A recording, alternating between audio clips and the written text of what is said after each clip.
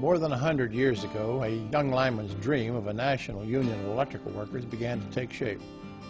His dream became a reality in 1891 in St. Louis with the formation of the National Brotherhood of Electrical Workers. Its first president, a young lineman, still in his early 30s, named Henry Miller, a widower with no known family ties. Being a lineman was his life.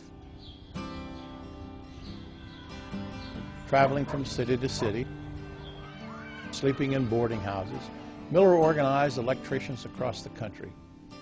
But despite founding what is now the largest union of electrical workers, little is known about Henry Miller's tragically short life, which ended only 4 years after the formation of the union.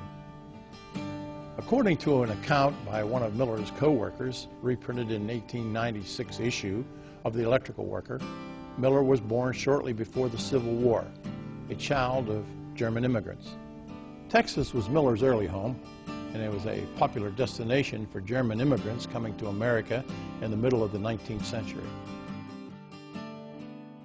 At an early age, he went to work as a water boy, helping to establish telegraph lines close to his home in Texas.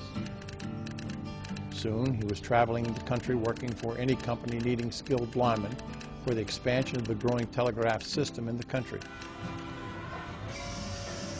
Miller would soon end up in St. Louis, at the time a center of labor organizing. While working at the St. Louis Exposition Hall, a group of local electricians recognized the need for a union. An organizer later met with the group at Stoley's Hall. It was there that the first St. Louis Electricians Union, AFL Federal Labor Union number 5221, was formed. Miller knew that the new local had to go national to grow and to thrive.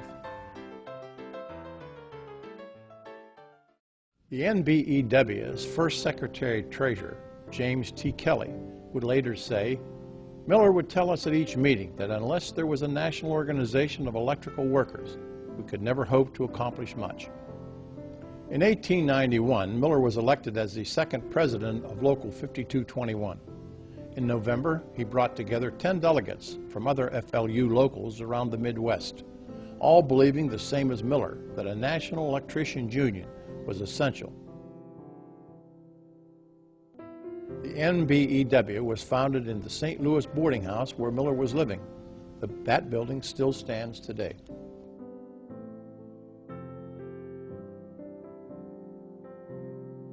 Miller remained president of the NBEW until 1894, after the financial panic of 1893 devastated the economy and the labor movement. Although he was no longer a member of the NBEW's central leadership, he continued to talk union wherever he found work. His last job took him to Washington, D.C., working for the Potomac Light and Power Company. We are at the intersection of 36th and Newark, Northwest. And it was on this block between Wisconsin and 36th that we believe that Henry Miller fell.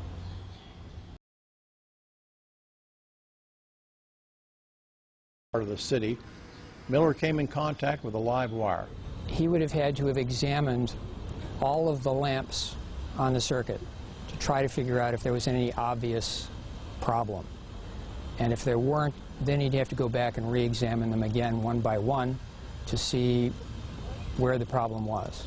The arc lamps were on very tall poles because they threw out an awful lot of light.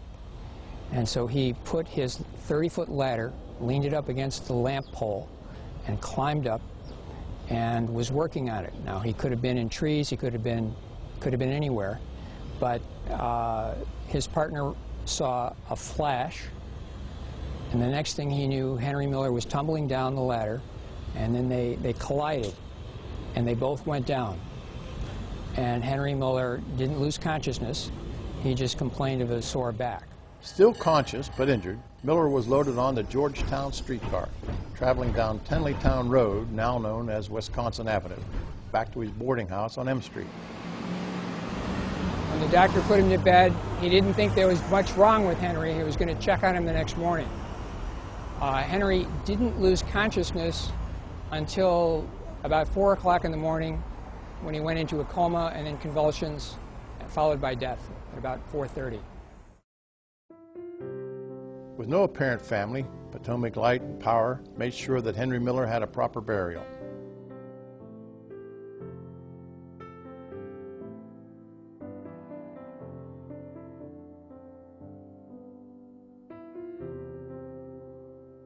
Like other great men in this country's history, Henry Miller's work lives on by benefiting the lives of millions to this very day.